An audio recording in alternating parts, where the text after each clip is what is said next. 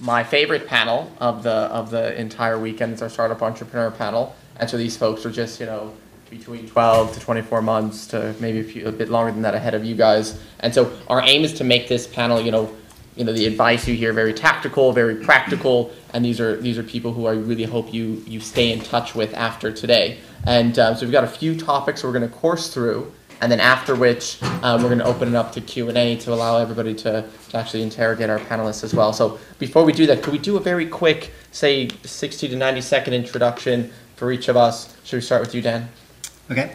Yourself as well as your company. Sure thing. So my name's Dan Knox. I'm one of the co-founders of a company called Science Exchange. We have an online marketplace for scientific experiments where anyone from one-person startups to the world's largest pharma companies can come and order any form of scientific experiment from CROs, core facilities, independent scientists. We started Science Exchange in 2011, so I've been going for a little while now. But still very much consider ourselves a startup. And Science Exchange is the first company that I co-founded, although I previously worked at a different startup, so I have experience being a startup team member as well as an entrepreneur. And that's about 60 seconds. Excited to be on the panel. My name's Gemma. I did a PhD in cell biology in London. I then did a postdoc in neurobiology, and I finished that in September last year. And about a year ago, myself and my co-founders entered OneStart, the Europe stream, and with our company is called Kerogen. It's an early stage drug discovery company, and we're focused on small molecule NRF2 activators for Parkinson's disease. We were mentored actually by Elon, who's in the audience, and David Phillips from SR1, and they really helped us through the journey through OneStart, and we ended up winning it last year. So she was in your seat exactly 1 year ago, and it's been a whirlwind journey. And Nick? Yep, my name is Nick Conley. I'm CEO and co-founder of Epibiome. We were semi-finalists in the OneStart competition in 2014, so I was in your seat not too long ago. Epibiome is a venture-backed precision microbiome engineering company. So what that means is that we specialize in bacterial profiling. We can take a sample, it doesn't really matter where it comes from, and we can tell you accurately, usually to the species level, and semi-quantitatively what's in that. The second part of what we do is the engineering aspect. So we can specifically eliminate a bacteria at the strain or species level in a complex microbial community, leaving the rest of the community intact. And our first application is in agriculture. There are lots of problematic bacteria, specifically a disease in dairy cows. Okay, great. So let's first start with team. So you were going to hear it later from our investor panel. We also heard it from our experienced entrepreneur panel, how important the team is. And so given how early stage so many of our OneStart companies are, let's actually start with that first team member you recruit, which is your co-founder. And how did y'all go about, getting together with your co-founder, whether it was recruiting or be recruited and join together with your co-founders? And what traits would you suggest these entrepreneurs look for in a co-founder? Should we start with Nick? Dan? Okay. Yeah, I'll start. So I mentioned that before doing Science Exchange, I was at another startup. That startup actually had a single founder, and I saw the sort of challenges from the inside of someone who had sort of started a company without having a support system. And I think I had read a lot of things about starting a company as well. And the thing you hear a lot is that having the right co-founder or co-founders is crucial. And so I had sort of gone out of my way to look for someone to start a company with. And so I was actually, after that startup, I went to business school at MIT, and specifically because I wanted to come out of that starting a company. I'm like, where else would I find someone really smart to start a company with than at MIT, and spend a lot of time networking and going to entrepreneurial events, trying to find a co-founder. Or at least trying to find, come up with inspiration for the idea. Actually turned out that, another piece of advice that I'll give you is, always try to start a company with the smartest person that you know, or the smartest person that you could tolerate starting a company with. And so it turned out that actually, you know, my best friend from New Zealand, who was a scientist and working at the University of Miami at the time I was in business school, was the smartest person I knew and actually happened to have a really great idea for a startup. And so I ended up starting Science Exchange with her. And our third co-founder was kind of the smartest person in the tech scene in Miami. And so I was kind of like, those heuristics are like, you know, find really smart people and ideally find people that you've known for a long time that you can trust and sort of know that you can build a company with them, because it's a long journey. Yeah, so my co-founder is, I think what we looked for was people who could complement each other's skill sets. So I'm a biologist. I also like talking to people. My co-founder is not as people-friendly, but he's an amazing chemist, and he is good, you know, that's so we have the biology, we have the chemistry, and that's how we work together. We also have another co-founder who is an academic lecturer, and he brings with us, you know, access to more IP that we can potentially license further downstream. So that's, again, someone to keep your options open. We also, you know, need to support each other emotionally, I think. So it's been last 12 months have been a bit of a roller coaster for us. I found when you try and start something, it can be quite tricky to, you know, read other people around you. So some people might support you, some people might, you know, sort of mock you for trying to do something new, especially when you're young and you want someone who can help you navigate those sorts of pathways. Yeah, I was fortunate. I was able to collect co-founders over the period of about a decade. So I have 3 co-founders. One of them I worked with in grad school with W.E. Myrna at Stanford. Another I worked with as a postdoc in the Clark Center at Stanford. And a third I worked with at Western Digital, which was my first job. It was a corporate research job after I left my postdoc. And I think it's a phenomenal thing. You know, you spent so long in school, you might as well use that network. That's someone that you already have a working relationship with. But the really important thing is, don't go and co-found a company with 3 people who are just like you, who have exactly your skill set. It's really important. We heard earlier about mixing personalities. It's very important to mix skill sets. So each of those 3 co-founders actually holds an advanced degree in one of the 3 major scientific disciplines: chemistry, physics, and biology. And I think that's one of the real strengths of our team. You really need that. That multidisciplinary aspect, because you've got 3 people who can now, you know, the toolkit is huge. They can all tackle a problem a little bit different way. They also don't all speak the same language, so you have to, you know, make sure you're, you know, very clear, and sometimes you need a translator.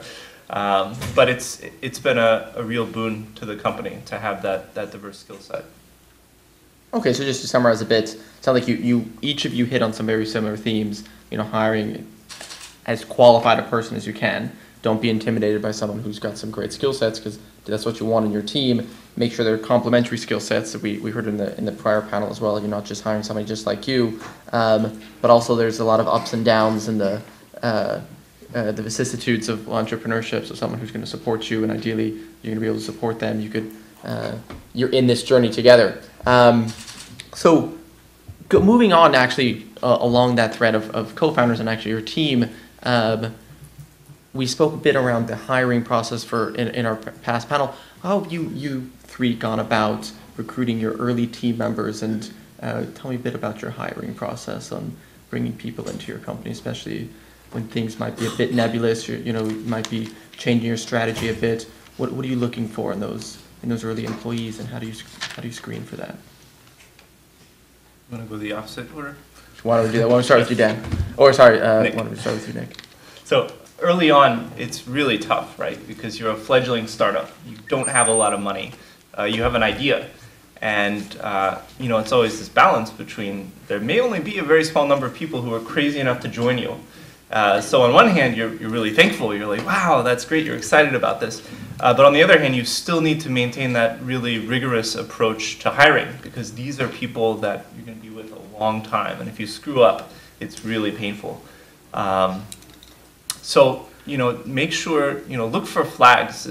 We're all nice people. We like to assume that other people are really great and friendly. And we try to overlook things as flukes, but maybe those aren't flukes. So pay attention to red flags early on. Try to make the process as long as possible. It's very difficult when you're so early stage. But when you're a little bit further along, you can actually start your interviews maybe a year or more in advance when that candidate is still with their previous employer. And if you can do that, that's by far the best way to do it. Maybe they can moonlight, do a little consulting for you. The longer the relationship you can build, the better. And I think that's why it's so important to recruit from your personal network early on, people that you have a working relationship with or have had one in the past, because the stakes are high. And these are some of the most costly mistakes that you could make as a founder. Just to clarify real quick, when you mentioned, watch out for these red flags, what red flags are you trying to screen for? Things that might rub you the wrong way, a comment, an errant comment, something that, we as social creatures will like to dismiss. Sometimes our friends will say something that upset us, but if it's a potential candidate that says something that upsets you and they've only said 10 things, maybe you shouldn't be so quick to write those off.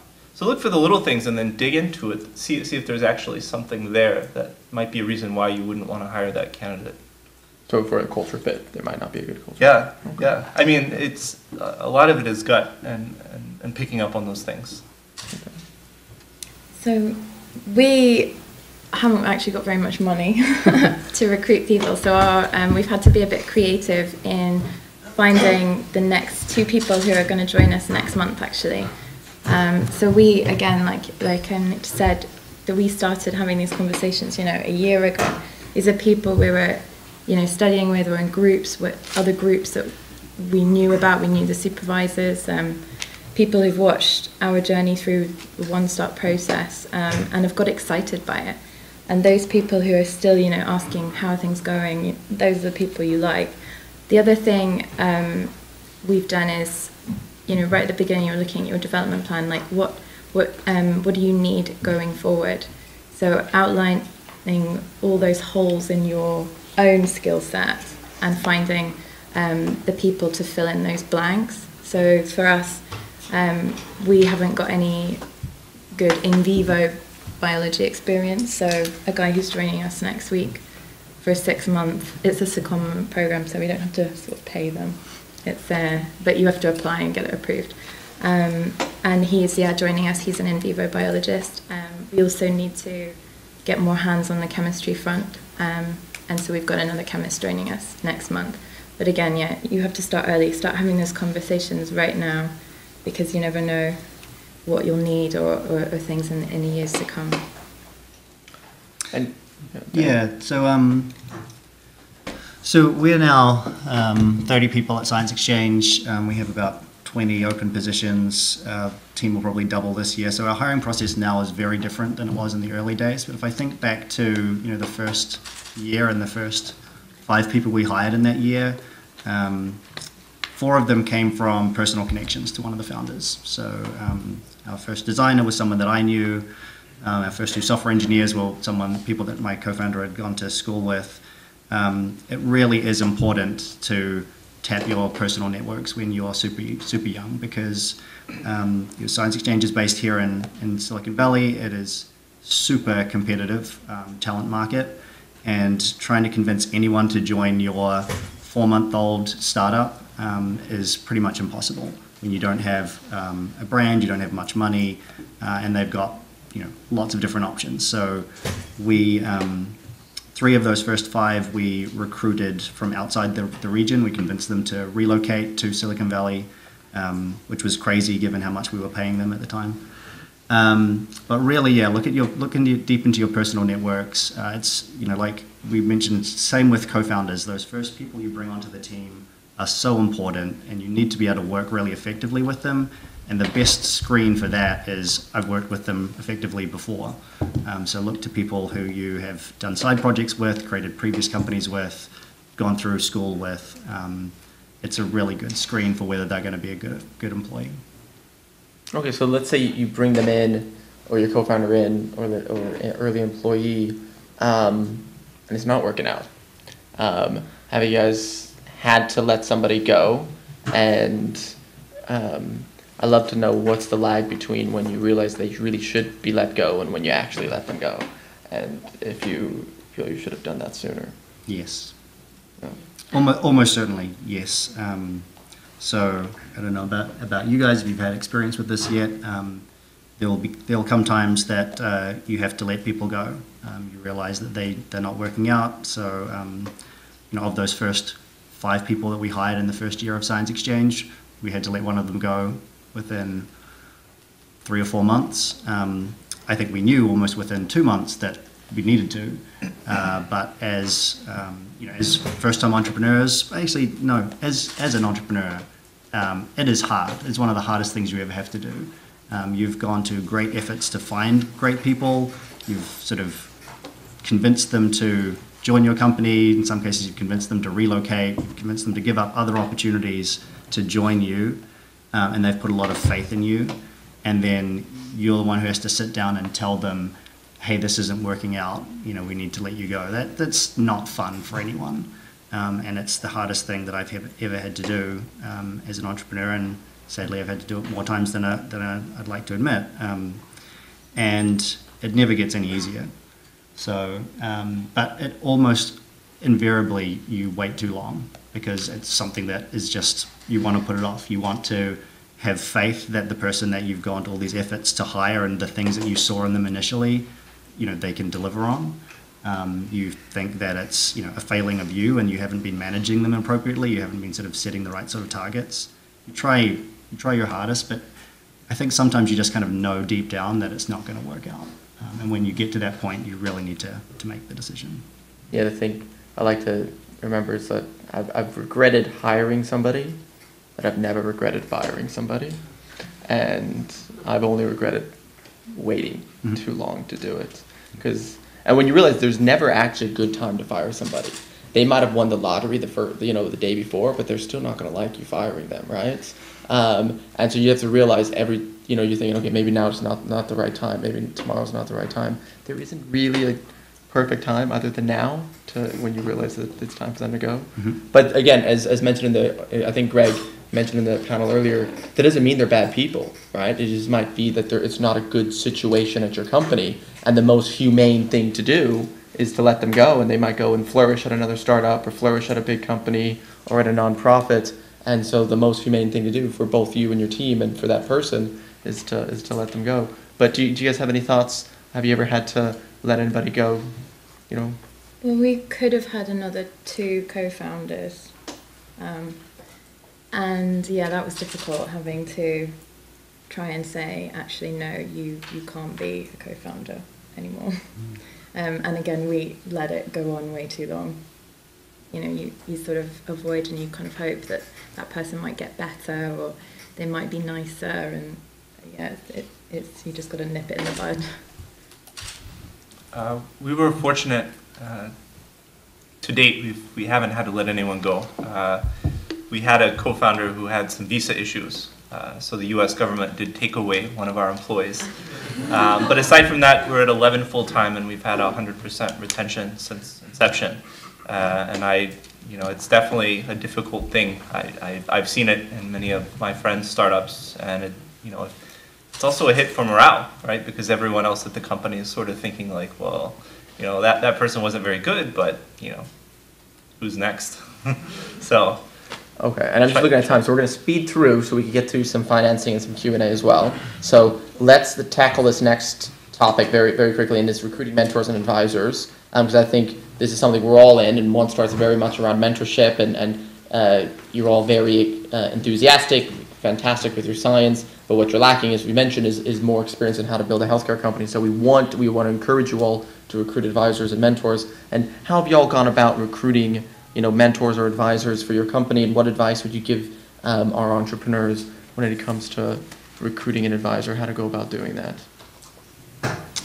I actually don't think we've done a very good job of it, so maybe Sure. Gemma and Nick can have some good advice. Well, I think being part of OneStar, it's the best place, I think, to build a network of mentors. So really use this as that opportunity. Speak to everybody you can. Tell them your story. They can help you identify, different gaps in your business plan, and then update them as to how you've been progressing. So say you make a connection today, follow up saying it was great to meet you. Maybe say, oh, do you have maybe a bit longer? We can meet and go through your plan in a bit more detail, because you may only have like a minute today to tell your story. So do follow that up. We just to give you an example, in the boot camp, we met a guy at Johnson Innovation, Declan Jones, and we went to meet him, follow up afterwards, and we spent a couple of hours actually at J&J, and he brought in another colleague. We went through everything. They picked out several areas which we were a bit weak on, and he helped us by then putting us in touch with another 2 people. One is CNS chemist who has now done a bit of consulting for us, and another guy who is an expert in vivo models of Parkinson's disease. And they were both, because we've got that personal introduction from Declan, VP at J&J Neuroscience, that these people were willing to spend 3-4 hours going through our development plan in huge detail. So just because you might meet someone for a minute today, you could expand the network even more. Like Elon has been amazing. We've got 3, probably more new collaborations going thanks to just Elon. So be really astute when you speak to people today. Yeah, the mentors here want to help, and so Yeah. be shameless about getting their cards and following up with them. Yeah. And so the reason they're here is because they want to support you. Yeah, I'd say one of the most flattering things that you can do is actually go to someone and say, hey, we'd really like you to be our mentor. We'd like to learn from you. So remember that. It's usually not a hassle. People enjoy that sort of thing. And I'd say on your list of mentors, make sure you've got a good VC mentor. A lot of people don't think about that. Often in your interactions with VCs, they don't want to hurt anyone's feelings, so they'll tell you things like, oh, that's not consistent with our investment thesis, or we've decided not to invest in new companies because we want to reserve capital, for our existing portfolio companies. And the truth is, maybe some of the time that's true, but if it's your second or third meeting and they just now figured out that your company isn't consistent with their investment thesis, there's often something else going on. So make them tell you what it is. Press them for it, because that's the best thing that you can do. And then take that feedback and put it back into an iteration to improve your pitch or your story. VC mentors, they'll help you. We have plenty of them here with OneStart as well. Okay, great segue, by the way, Nick, to raising capital, and which is, I'm sure, something high in the mind of all of our entrepreneurs here. And so I'd love to first just talk about, how did you go about raising your first round of financing, and kind of what have you learned over time when it comes to raising capital? Dan, do you want to kick this one off? Sure. So we've raised about $30 million over 3 rounds of financing, and I've learned that it gets harder every time, actually, and that may be particular to us. So yeah, maybe strangely, the first round of finance we raised was a $1.5 million seed round, and it was the easiest and shortest sort of process in terms of start to finish, maybe a month. And sort of, if I sort of think back to some of the key lessons from that time, I think getting introductions to people is absolutely the right way to sort of structure a round. So in our seed round, we probably had, say, 10 individual investors or firms that made up the 1.5 million. And getting sort of one person excited about it and then asking them to introduce you to other people is almost always the best way to sort of get that intro. And the seed round, you don't really have a lead, so you can kind of just like cobble together a good amount of money from a bunch of different individual investors. But sort of getting at least one commitment, even if it's just a small commitment, is kind of like a domino effect.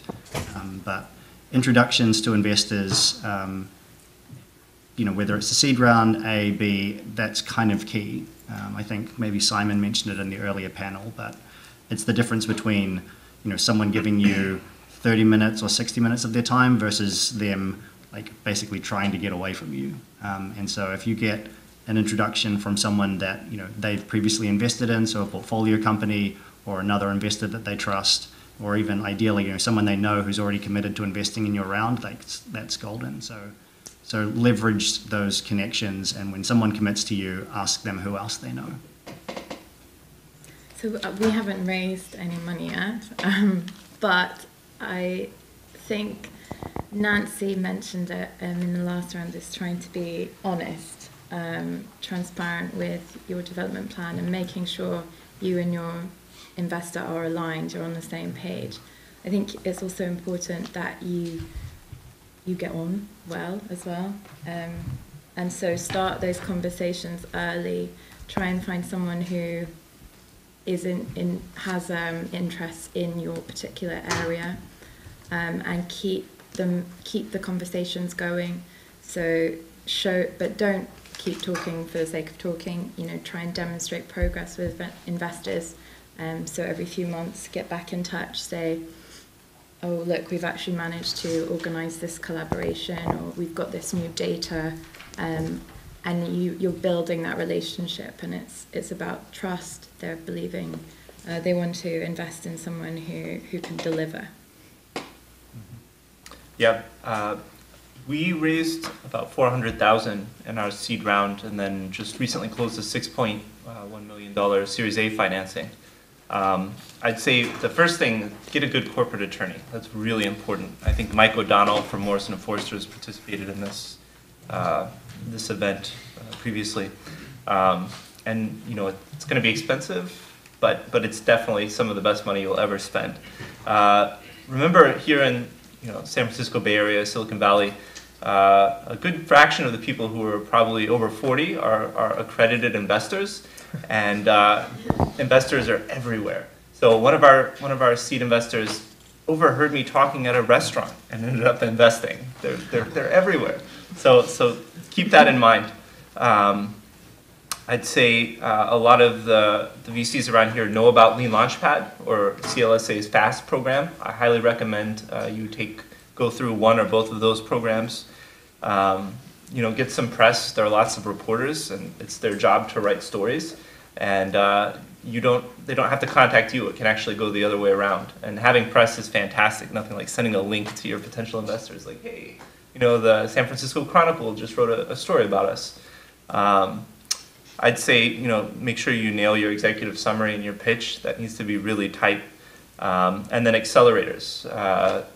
I'd really assess them on 4 metrics. The resources they provide, the coaching and the mentorship, the ability to introduce you to VCs, or better yet, bring the VCs to you. Like IndieBio Demo Day is a huge thing. Illumina Accelerator brought a lot of VCs in. And then their brand name recognition. And then for those of you who are in women-owned companies or companies with women in leadership positions, definitely check out Springboard Enterprises. We went through that accelerator. It's a virtual accelerator. It's an excellent program. Okay, great. And so actually, why don't we open it up now to some questions? Looks like we got quite a few. We have the mic roaming as well. So let's hit, there's 2 right there in the back.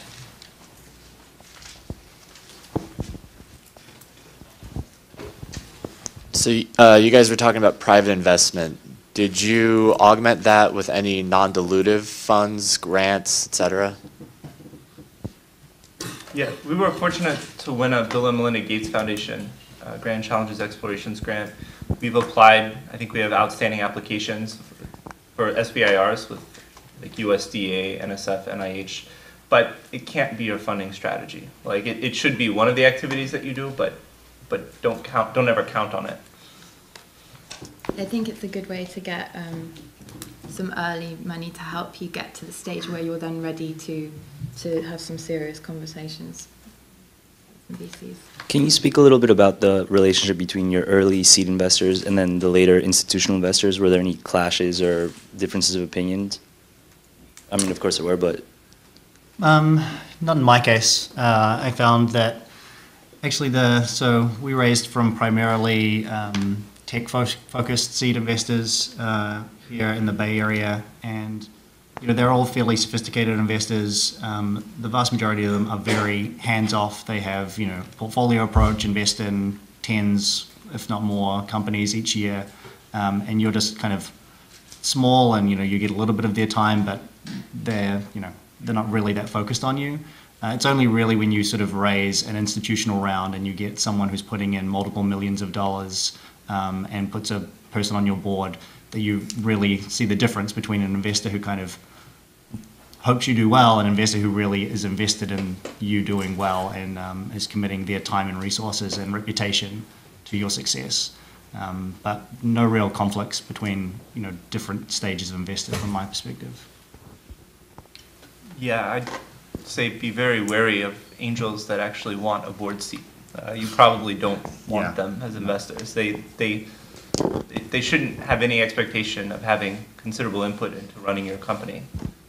Whereas, if a VC comes along and makes a much larger investment, then I think it's realistic that they should have some input. But angels don't expect to have a seat at the table. At least they shouldn't. I have a question about mentors. So as young entrepreneurs, all we really have is, our reputation. In fact, we don't even have a reputation, and that's why we seek mentors and advisors. And in most cases, these relationships usually go very well. I just wanted to ask, for like some general advice or if you have an experience. If say the relationship goes south, and for whatever reasons, how is bad, and it's not really your fault, but just that you just don't see that the mentor and you can, or the advisor doesn't seem to be able to provide value or whatnot. How do you manage that crisis? Because he's well connected, he knows everybody, and as a young entrepreneur and as a young startup, all you have is actually a growing reputation, and if that reputation comes out as you guys are just these are a bunch of arrogant people, they don't listen to advice, it's just going to go pretty bad, given how especially for biotech network where like everybody sort of knows each other somehow. We get it. Okay. No, that's a good question. Has anybody had to kind of cut ties with a mentor before, advisor? Maybe prevent it from happening. Yeah. Hopefully, it shouldn't be a disaster. I mean, it goes back to having a good corporate attorney. You'll have a formal advisory agreement. There's clear terms. So I think either party can terminate the relationship within a certain amount of time. Their equity would stop vesting. Hopefully, you'd keep it as cordial as possible. I mean, most people aren't going to go and smear other people's reputations. They'd have to be pretty vindictive. So, I just be honest. Have a good, transparent, honest relationship.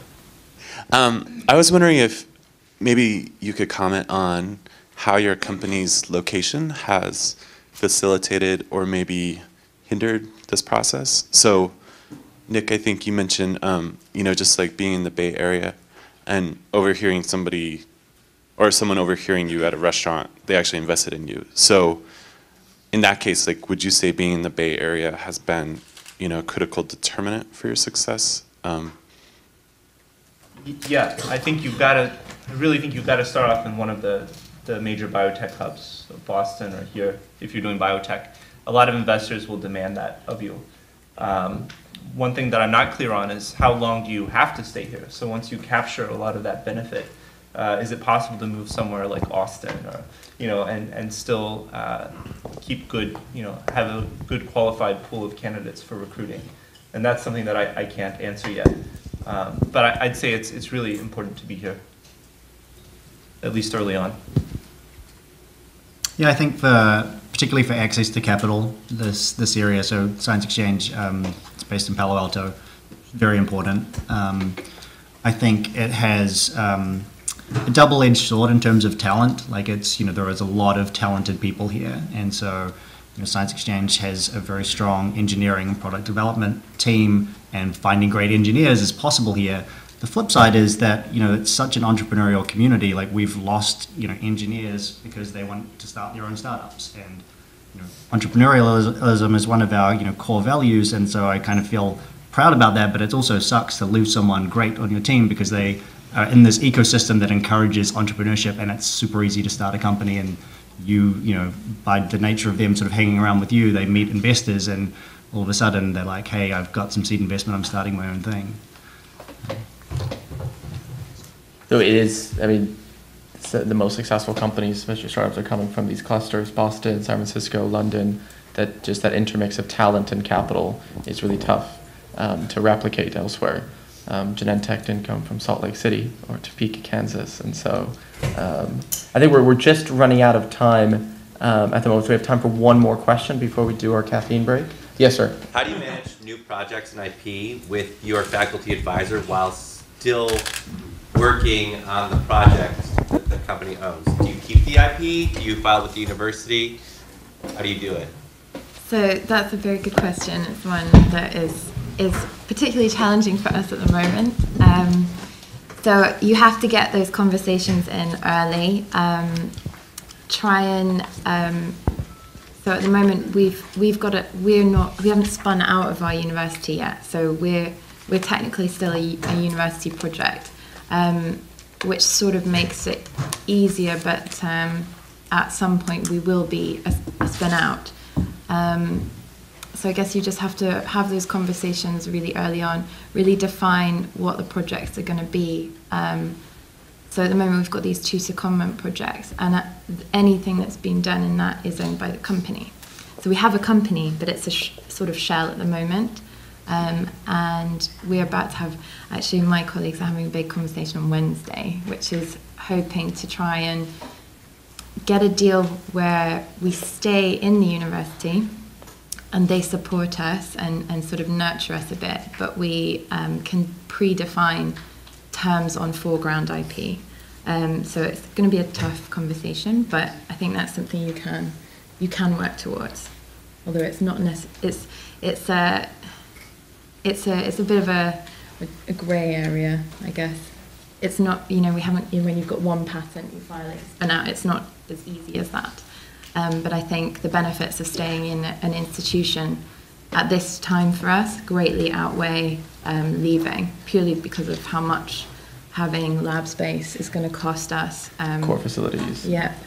So I guess you have to make that decision on what works best for you. But try and have some sort of agreement, at least in the pipeline. Yeah, and every TTO is different. Some do want to make sure you walk away feeling a bit bad about yourself, and that's how they feel good about themselves. And but okay, I think we're all done for now. So thank you. Oh no, sorry. Yeah, Nick. So in the spirit of passing along strategic, actionable advice, there is a business directory called ZoomInfo that is responsible for the overwhelming amount of the unsolicited emails and calls that you receive. I got this info by interviewing a lot of salespeople. You can go there and opt out. You can remove your profile. It's going to change your life. I highly recommend it. ZoomInfo, get rid of your profile. The second thing is beware of fraud. So the second you raise that big funding round, there are going to be some very clever social engineering scam artists who are going to come out of the woodwork. They're going to spoof your email address. They're going to contact your CFO and ask to do wire transfers. And millions of dollars are lost every year because CEOs fall for it. So make sure that you have the right processes in place when you do raise that money to keep this from happening. And they're really sneaky. So pay attention to the URLs. They'll do things like transpose letters in your email address, and it'll come. Thank you, sir. Sure. Any other advice, parting thoughts for entrepreneurs before we close? Thank you so much, Nick. And Gemma, Dan, no? Got everything in? Yep. Great. Thanks so much, and you guys will hopefully be here for coffee, and round of applause for our entrepreneurs.